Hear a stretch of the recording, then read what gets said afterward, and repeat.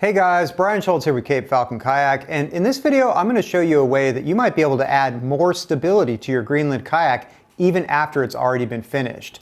What we're going to be doing here is forcing a secondary stringer between the ribs and the skin and then working it up to the edge of the gunnel to add more volume in that area and hopefully a little bit more stability. And before I show you how to do that though, I want to talk about some of the reasons that people end up feeling too tippy in their Greenland kayaks. So if you're considering your first Greenland kayak build, you can make the appropriate choices so you don't have to do this in the first place. So first reason people end up tippy in Greenland kayaks is that they shouldn't have built a Greenland kayak in the first place. It's important to remember that traditional Greenland kayaks were a highly specialized hunting watercraft, and the best way to enjoy one of these kayaks is to accept that you're going to be going on a bit of a cultural journey into something that's going to feel a little bit unfamiliar at first and might take a higher level of skill to get used to. But if you go into it with that mindset and you actually build a Greenland kayak that's appropriately sized for you, you should be able to be comfortable within the natural stability of that boat. Now, on the other hand, if you're just someone who liked the look of a traditional Greenland kayak, but was expecting it to feel like a modern sea kayak, in that case, you're probably going to end up disappointed. And so I say this all the time in my videos, but I'm going to say it again here. If you're looking for modern sea kayak stability and performance, just build a modern sea kayak out of skin-on frame. And that's why I offer both traditional and modern skin-on frame sea kayaks.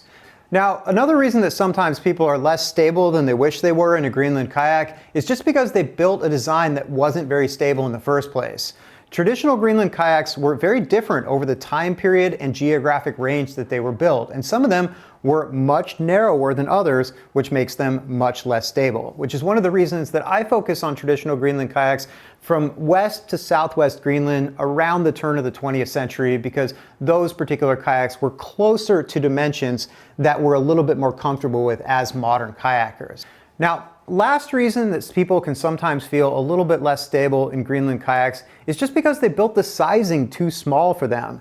Remember, traditional Greenland kayakers were approximately 5'5" and 140 pounds. And so if you're significantly larger than that, you're going to feel much less stable even in the same size kayaks, which is one of the reasons that, at least for my West Greenland kayak, I have the design scalable in a variety of different sizes, so larger paddlers are still going to sit on the water and fit and feel the same way that the traditional kayaker would in the smaller size of that particular boat. Now, there is one last thing that sometimes causes people to be tippy in Greenland kayaks that can be fixed without adding any secondary stringers or building a different size boat, and that is if you put something in the cockpit that's raising your center of gravity, that can make a huge impact in the stability of these boats. Very often I will see people tying slats underneath the ribs in the seating area because they feel like they're going to need more support in that area. And the net effect of that is it raises your center of gravity a minimum of a ½ inch above what it would have been. And that creates a huge difference in your sense of stability. So if you're one of these people that put seat slats in your Greenland boat, take them out and then put a normal seating mat in there and try your boat again. You're going to be absolutely surprised by the huge difference that it makes. So that's kind of the reasons that people can end up too tippy. And once again, it's a lot better to just build the correct size Greenland boat for you in the first place, or build a different boat if that's more suited than your needs, than to do what I'm showing you here today, because this is kind of a tricky maneuver, but it is an interesting last resort if you have no other choice and you want to add a little bit more stability. All right, so let's start out with the piece of wood that we're going to be trying to push down into this kayak.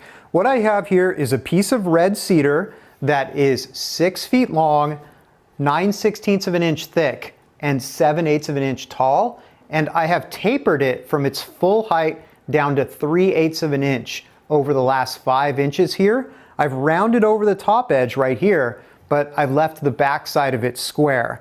I went ahead and put some tung oil on this yesterday and let it dry because I'm hoping that oil will slightly start to disintegrate in the steam box and will help to lubricate this as we're pushing it down inside of the boat. Now, keep in mind, these are just the dimensions that I know work with my own skin-on-frame kayak designs. If you're trying to do this in a different skin-on-frame kayak that doesn't have as tall of primary stringers, this height may end up getting stuck. Now, Also, an important thing to know is that this is the absolute limit of what I've been able to get into one of these boats. And if you come down a little bit in size, it is much easier to do this operation. But unfortunately, I've found through my on-the-water testing that making this 1/8 of an inch less tall pretty much cancels most of the stability benefit. And so you really do have to have this be as tall as it possibly can be to get that extra stability to make this whole thing worth it in the first place.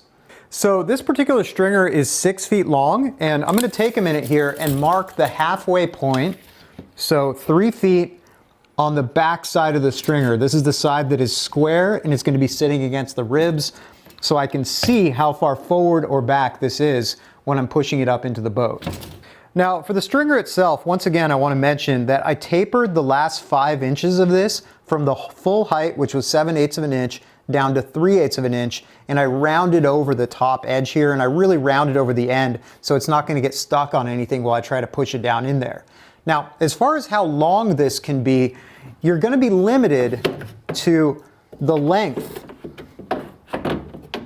that you can push all the way back into the boat and still have room to slide it down into this area. So if you build it any longer than this, once you try to get it in here, obviously you're not going to be able to get it around this corner to try to push it forward. So just to give you a quick preview of what we're going to be doing here, you can see that I've already installed a secondary stringer on one side of the boat here. So this is what it's going to look like when it's done. And how we're going to achieve that is we're taking advantage of the height of this primary stringer here to create a channel that we can slide the secondary stringer down next to, and then we're going to force this up against the bottom of the gunnel here. Now, keep in mind that the dimensions that I specify in this video are specific to my kayaks. And so this stringer is 1.16 inches tall, and this secondary stringer is 7/8 of an inch tall. So if your dimensions are different than that, you might be able to get away with an even taller secondary stringer or less of a secondary stringer. But I would keep the ratio between those two in mind, because at least for the boats that I've done this on, I've found this to be the upper limit of the thickness that I can slide in here, and you really want it to be as thick as possible, otherwise it's not going to help you with stability very much. Now, something else to know is that occasionally the skin can be glued to the outside of the gunnel with the coating, and if that is the case in your boat, you want to very carefully heat the outside of the skin with a heat gun and push the skin away from the gunnel, because if the skin is still glued to the gunnel while you're trying to force your secondary stringer up in here, it's not going to be able to work. Just be careful, don't overheat your boat, and definitely don't burn a hole in the side of your boat while you're doing this. All right, so coming over to our steaming station here, we're going to be steaming this stringer for about 20 minutes to make it a little bit more pliable. So obviously we need a way to do that. And what I've set up here is my same setup for steam bending the coamings on my kayaks, which is a piece of ABS pipe, 8 feet long and 3 inches wide. I've got a wallpaper steamer feeding into the back end here, and I've got a rag stuffed in the end to block the flow of steam so it doesn't leak out this end. And then on this end, I've got a little piece of wood to help hold this up into the steam a little bit better. And then finally, once this gets nice and hot, I'm going to drape a rag over the end of this to partially block the flow of steam so it can still flow out of here, but it builds up and gets this piece nice and hot.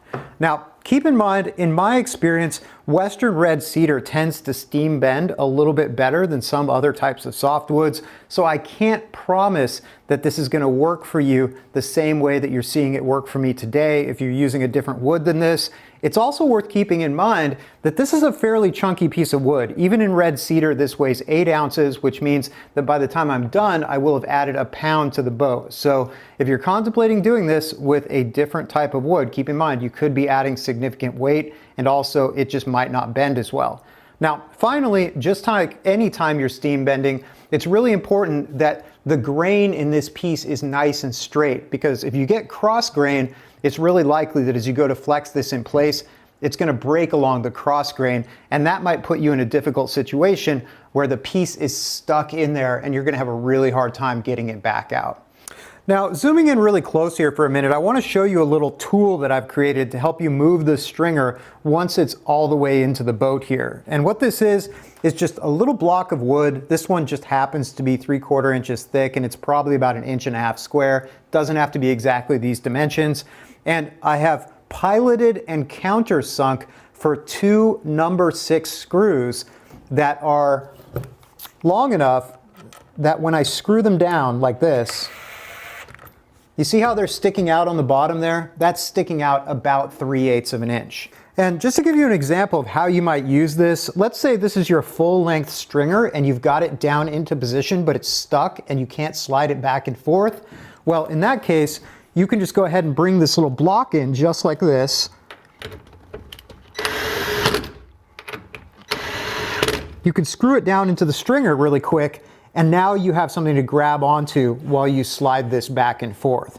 Really important to make this, because I promise that if you don't make this little piece and you slide your stringer down in there, it's going to get stuck and you're not going to be able to move it back and forth. And then finally here, I've grabbed myself a screwdriver and a little pry bar, and I've got various sizes of blocks of wood here so I can exert leverage on the stringer once it's already in the boat. Because remember, just getting the stringer in is only half the battle. You're also going to have to force it up against the bottom of the gunnel to push the skin away from the ribs, because that's what's going to give you your stability. And that can get a little bit frustrating, so you don't have to have exactly these tools. Just make sure that you have something handy so you're going to be able to get in there and really put some force on that to get it up into position. And then of course, anytime you're in there with something like this, just be careful that you don't accidentally slip and punch a hole in the side of your boat. All right, so this has been steaming for about 20 minutes. I'm gonna go ahead and slide it out of the steam box. And then as quickly as possible, I'm gonna slide this all the way into the back of the kayak. And then with the flat side facing me, I'm going to push this behind this rib right here, and I'm just going to try to force this forward. And this is taking a lot of effort. Like, I wouldn't say I'm the strongest person, but I'm fairly strong, and I am working very hard to get this in here. All right, I am almost all the way forward here.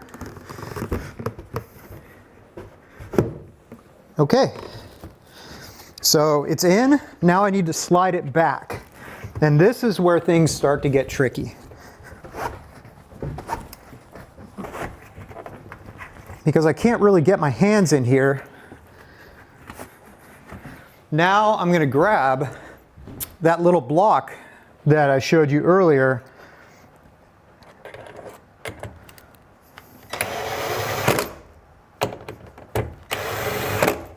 Okay, and now I can just slide this back a lot easier. You see how that gives me a hand grip there?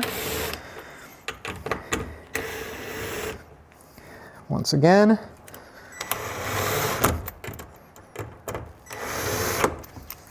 Slide it again.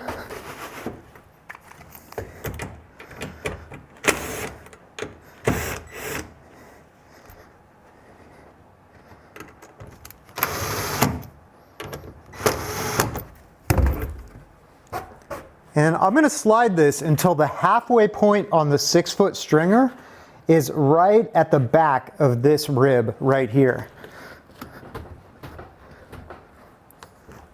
Okay, that looks good. As long as I've got this block on here, I'm going to use this to start working this up towards the gunnel right here. And it's not too hard right here. It just gets really hard towards the ends. Okay.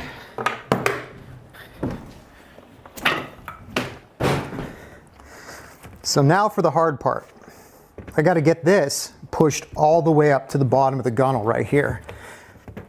And I wish I had magic techniques that I could give you guys, but quite honestly, you're just going to have to get in here and just do whatever you got to do to force this up. Once again, leaving water inside your kayak for a couple days is going to loosen the nylon, and it's going to make this a lot easier. So as you can see, it will definitely go up there. It's just pretty hard to get the mechanical advantage towards the ends of the boat. You can reach up in here with your arm and push.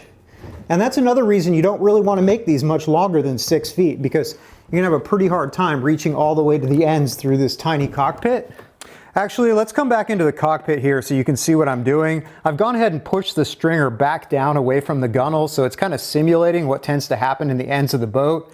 And if you want to push this up against the bottom, what you can do is get yourself some blocks of wood, and you can try to get some leverage on here. So that block was too small. This block is a little bit too tall. Okay, this one looks like it's going to be just right. And I can go ahead and just push it like that.